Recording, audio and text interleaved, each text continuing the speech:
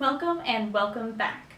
This episode we'll be examining a couple interesting case studies on adaptations and transmedia convergence.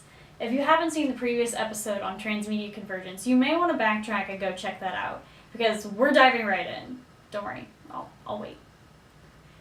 As our media grows increasingly more diverse and interconnected, we're also seeing some remarkably unorthodox adaptations that embody the cultural potential of transmedia convergence. Two of the most prevalent recent examples are the Adventure Zone and Critical Role, both of which are live play Dungeons & Dragons podcasts that have broken from their original form and into the world of comics.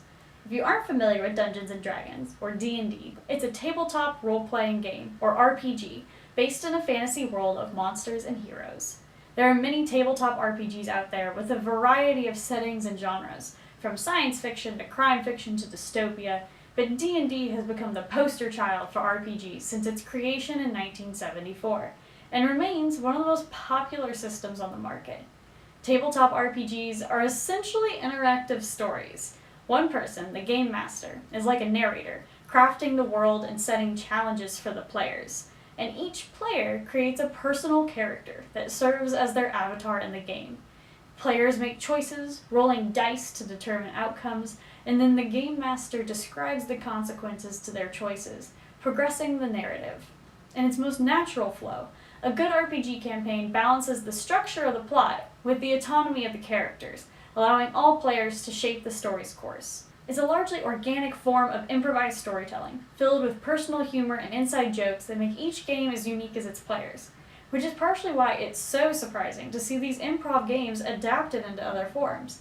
But their success is right there for us to see. Looking first at the Adventure Zone, or TAZ, is a bi-weekly audio podcast created by the McElroy brothers and their dad, Clint McElroy.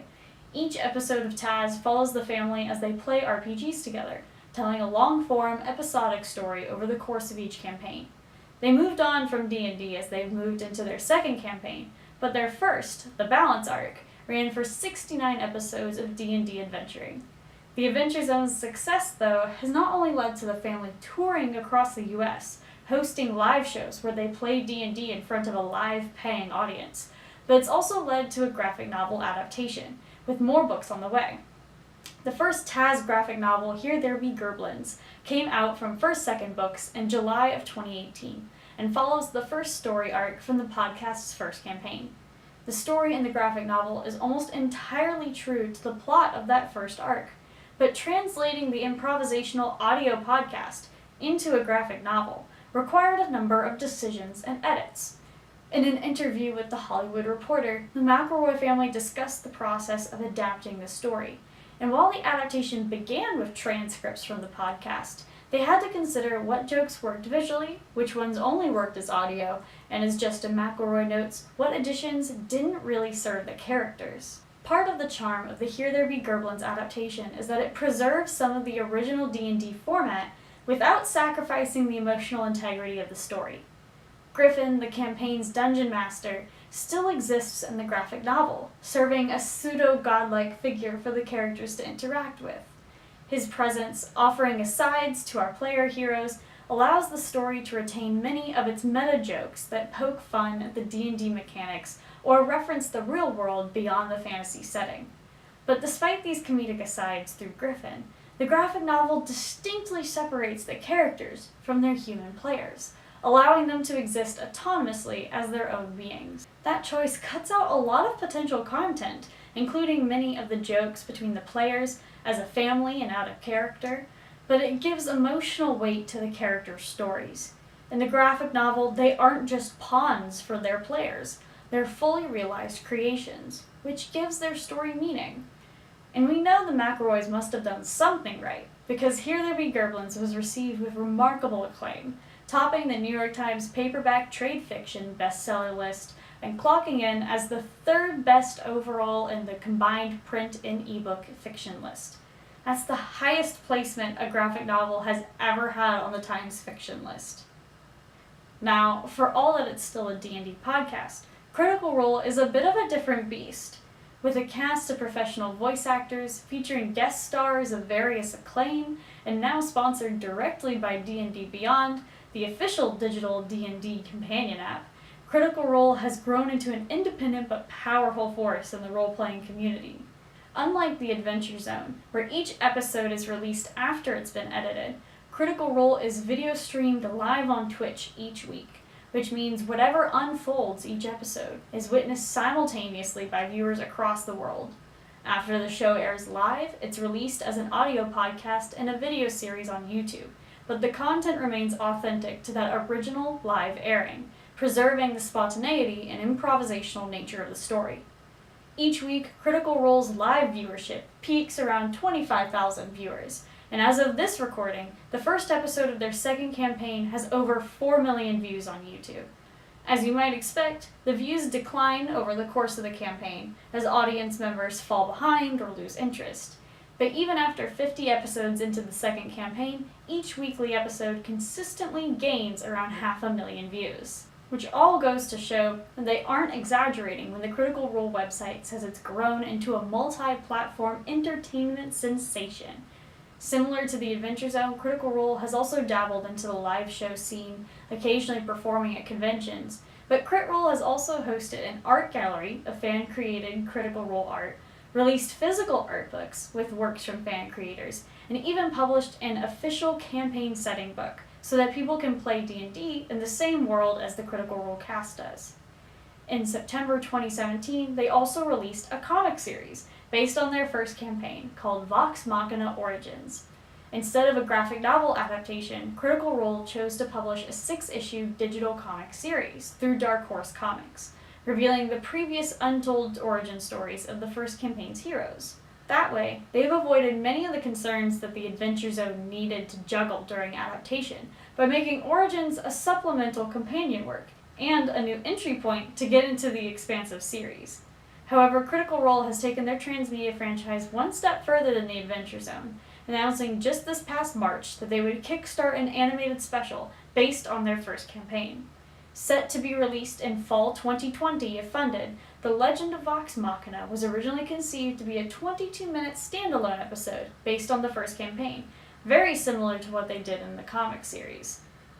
Both the comic and the cartoon can be enjoyed without having context of the podcast, offering a more accessible way for new viewers to get invested, all while providing new content for returning fans. But fan support has shattered all expectations. The Kickstarter was funded in less than an hour and has broken the record for the most funded TV or film project on Kickstarter ever. As of recording this, the Kickstarter has raised over $8 million and still has a number of days to go. And those surpassed stretch goals will lead to some interesting adaptational choices. The additional funding has unlocked at least 8 episodes of content, transforming this animated special into a series. And only the first 2 episodes will be that original standalone story. The next 6 or more will be an adaptation of one of Critical Role's most popular arcs from the first campaign, the Briarwood arc. Now, it's too early to do anything more than really speculate on what the adaptation's going to look like, but we can be sure that the Critical Role cast will face similar questions and choices that the McElroy family tackled with Here There Be Gerblins. Questions like, what humor and personality is lost in streamlining an improv podcast down to just its story narrative? What aspects of the original RPG format do you preserve? And then which aspects have to go to ensure that the story has weight? Adaptation may turn out to be an easier task for the Critical Role crew simply because they spend so much time in the game in character already. They don't have to reconcile that separation between the players and the characters as much as Taz did. However, Critical Role has the additional problem that by beginning their adaptation with the Briarwood arc means essentially starting in media res, because that's 24 episodes into the web series, with an additional 2 years played before they even started airing, which is where the Origins comic's been trying to fill in the blank. But in this next year, it'll be important to watch Critical Role, seeing how, as an independent group, they broach this difficult adaptation, drawing upon different comic and animated styles, and potentially utilizing transmedia convergence to grow beyond their niche audience. After all, we're all pretty familiar with Marvel and DC and how they've grown into household franchise names, but both the Adventure Zone and Critical Role, for all they may not be traditional comic book adaptations, are landmark examples of what transmedia convergence can mean for independent creators. Both series began as games, unscripted and free-flowing, mostly meant for the personal enjoyment of the players. But they found an audience, and over the years have only continued to grow in popularity and renown. The two series have taken different paths towards legitimacy, but both have shown how different mediums of storytelling can come together, cross-feeding content and bringing in new audiences, to become something greater, a pop culture phenomenon. The Adventure Zone has already made waves by hitting the New York Times bestseller list, demanding acknowledgement from the publishing world in a way few graphic novels have. And Critical Role seems destined to do the same, especially when they've already made such waves with their huge Kickstarter numbers.